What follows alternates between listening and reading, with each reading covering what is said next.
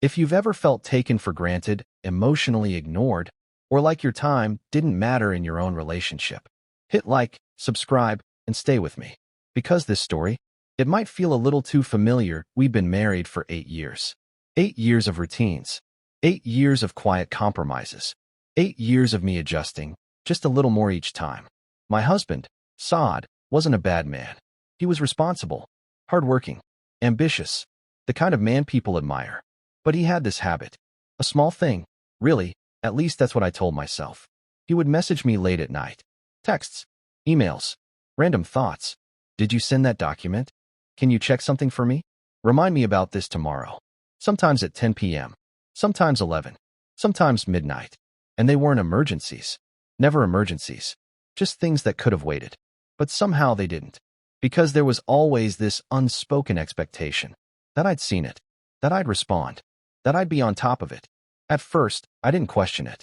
That's what you do in a marriage, right? You support each other. You help. You adjust. So I'd reply, half asleep, eyes burning, brain foggy, typing responses while the rest of the world slept. Because he needed it. Because that's what a good wife does, right? But then, it became a pattern. Every night. Every single night. And not just nights. Early mornings too. 6 a.m. messages. Weekend interruptions. It didn't matter. There was no boundary. No pause. No, this can wait. One night, I hesitated. The clock read 11:47 p.m.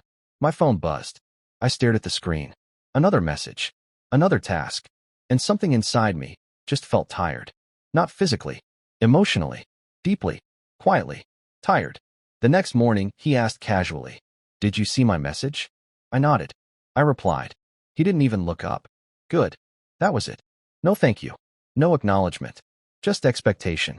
And when I tried, gently, carefully, to bring it up, he laughed. Not cruelly. Not harshly. Just dismissively. It's not a big deal. You're overthinking it. It takes you 2 minutes. 2 minutes. Funny how something that takes 2 minutes can slowly take pieces of you. Maybe he's right. Maybe I am overreacting. It's just messages. Just communication. Just helping. But then why did it feel like this? Like my time didn't belong to me. Like my evenings weren't mine. Like even in silence, I was still on call. I started noticing things. How he'd relax freely. Watch TV. Scroll. Sleep. While I stayed alert. Listening for that notification. Waiting. Always waiting. And that's when it hit me. This wasn't about messages. It was about respect. Or the lack of it. The breaking point didn't come with a fight. No shouting. No slammed doors. Just a moment. It was a Saturday morning. 6:02 a.m. My phone buzzed. I opened my eyes slowly. Another message. Another request. Another quick thing. And I just stared at it. The room was quiet. The world outside still asleep. And there I was. Already expected to respond.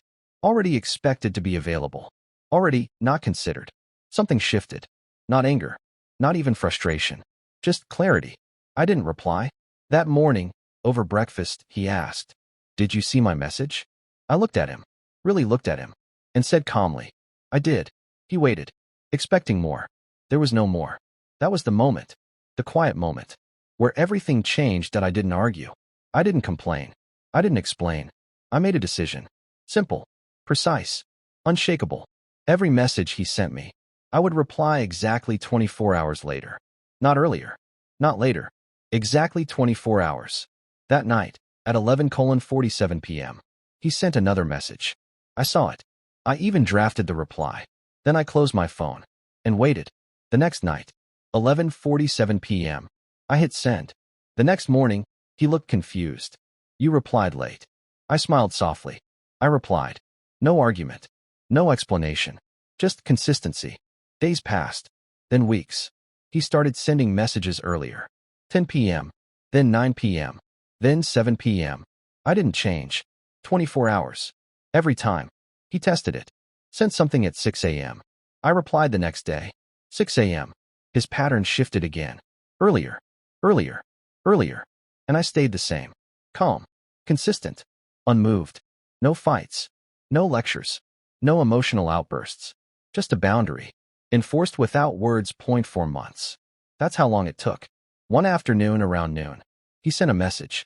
Then, 5 minutes later, another. "Can you check this when you get a chance?" I read it. Something felt different. That evening, he didn't message. For the first time in years. Silence.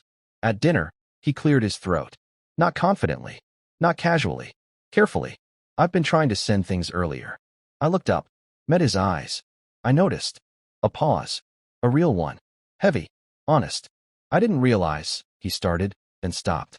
Then softer. I didn't realize I was expecting you to always be available. There it was. Not a defense. Not a dismissal. A realization. I didn't smile. Didn't rush to comfort him. Just said quietly, my time matters too. And this time, he didn't laugh. Something changed after that. Not overnight. Not magically. But steadily. The late-night messages stopped. The early morning interruptions faded. And for the first time in a long time, evenings felt like evenings again. Not because I demanded it. Not because I fought for it. But because I stopped giving it away. Respect didn't come from explaining.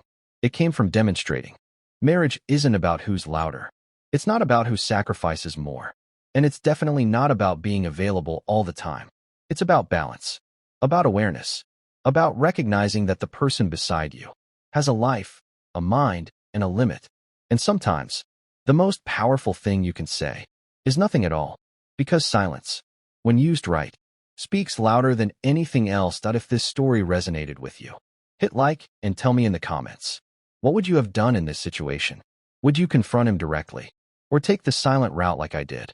And don't forget to subscribe for more powerful husband-wife story transformations.